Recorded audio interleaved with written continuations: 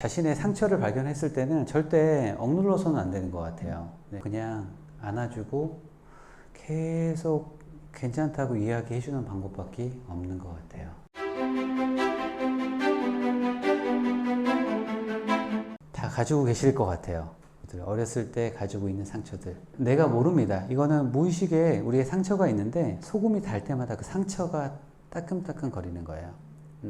류시아 시인 책을 보면 그런 내용 나오잖아요. 어떤 여자가 남자하고 이제 결혼해서 잘 살다가 어느 순간 갑자기 떠나버려요. 그 여자의 스토리를 쭉 찾아보니까 어렸을 때 아빠가 가족을 버리고 떠나는 그런 되게 깊은 상처를 가지고 있는 사람이에요. 네. 근데 그게 자기 남편이 떠나는 것을 되게 두려워하는 거였어요. 그래서 결국 자기가 떠나버립니다. 이런 사례들이 나와요. 결국 우리의 내면에 대해서 관찰을 더 해야 되는데, 프로이드가 얘기했던 것처럼 한때 우리 자신이었던 아이는 평생 동안 우리 내면에 살고 있다라고 이야기를 좀 하고 있고, 릴케 역시 모든 사람 안에는 사랑받고 싶어하는 아이, 네, 이 아이가 숨어 있다라고 이야기를 좀 하고 있습니다. 저 역시 많은 것 같아요. 네, 그 이전에 내면에 받았던 상처들. 근데 이거를 드러내지 않고서는 극복할 수가 없어요. 이게 찾을 수 있거든요. 왜냐하면 우리가 화를 내거나 갑자기 확 다운됐을 때, 네, 그럴 때 인식할 수 있어요. 이것들을. 내가 왜 이렇게 다운될까? 내가 이 상황에서는 내가 굉장히 왜 위축될까? 내가 이럴 때는 왜 이렇게 너무 화가 날까? 이렇게 질문을 해보면 이 내용들을 찾아서 들어갈 수가 있어요. 근데 대부분은 그냥 눌러버립니다. 쓸데없는 생각이야. 그 옛날 얘기인데 왜 그럴까? 하지만 들어가 보면 답을 찾을 수가 있어요. 좋은지 나쁜지 누가 아는가? 네, 이 책 예시 보셨을 거예요. 류시아 시인이 처음 자살을 생각하게 된 그 이야기가 나옵니다.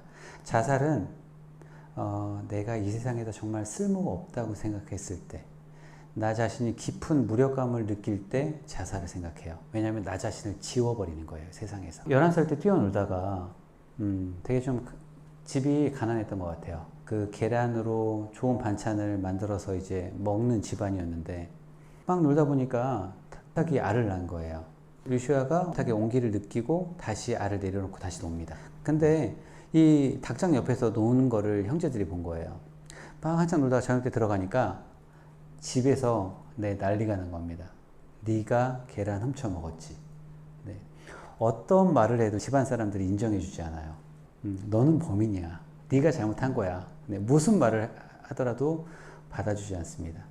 그때 류시아가 처음 느꼈던 게 무력감이라고 이야기를 하고 있어요. 어렸을 때 이러한 상처들, 우리 내면에는 여리고 아픈 아이가 한 명씩 있다. 우리 모두는 어린 시절에 힘든 시간을 보냈으며 아픈 경험이 만져질 때마다 그 감정과 기억들을 무의식 깊은 곳으로 밀어넣는다. 하지만 아이는 속삭인다. 나를 꺼내줘라고 이렇게 이야기하는 거죠. 하지만 우리는 계속 밀어넣기 때문에 그 아이는 그 계속 밀어넣고 최대한 멀리 떨어짐으로써 고통을 끝내고 싶어 하지만 그것은 시작일 뿐이다. 네, 고통이 끝나는 것이 아니라 아픔의 시간을 길어지게 할 뿐이다. 결국은 우리 안에 고통받은 아이가 있는데, 상처받은 아이를 처음 발견했을 때 우리가 할 일은 그 아이를 알아보고 반갑게 인사하는 일이다. 그것이 전부이다. 내가 너무 바쁘게 살았어. 네, 하지만 이제 내가 너를 안아줄게. 그냥 포용해 주는 거예요. 자신의 상처를 발견했을 때는 절대 억눌러서는 안 되는 것 같아요. 네, 계속 올라옵니다. 네, 괴롭혀요. 그것들이 올라오면 그래, 내가 그때 너무 많이 힘들었지. 네, 그때는 그럴 수밖에 없었어. 그렇게 해서 그냥 안아주고 계속 괜찮다고 이야기해주는 방법밖에 없는 것 같아요. 지금 한 분 한 분 다 내면에 그런 아이들이 있으실 거예요. 그것들은 이렇게 인정해주고 보내줘야 됩니다. 그래서 이제 그 브래드 슈어가 또 이러한 이야기를 남기고 있어요. 어린 시절의 상처 때문에 우리 안에는 성장하지 못한 내면 아이가 있다. 그래서 결국은 이것이 성인이 된 우리한테도 부정적인 영향을 미치고 불안한 심리를 초래하게 한다라고 이야기를 좀 하고 있습니다. 인생 수업에 이런 이야기가 나와요. 네. 왜, 불행한, 자기 비난은 어디서 시작되는가? 어린 시절에 시작된다. 그 행복을 찾아서란 영화 보셨나요? 윌 스미스하고 아들하고 같이 나오는 거잖아요. 근데 둘이 되게 어려운 생활하면서 이렇게 이제 많은 사람들을 재워주는 그 큰 교회 같은 데서 자잖아요. 근데 그 아들이 물어봅니다. 아빠, 엄마가 나 때문에 떠난 거야? 라는 얘기를 물어봐요. 네, 저는 그때 이 이야기가 생각이 났거든요. 그러니까 약한 존재니까 어떤 잘못이 생기면 나 때문에 생긴 것이 아닐까? 네, 라고 생각을 하는 거예요. 자신의 욕구와 부모의 의견이 충돌하면 우리는 틀림없이 자기가 뭔가를 잘못하는 것이 아닌가?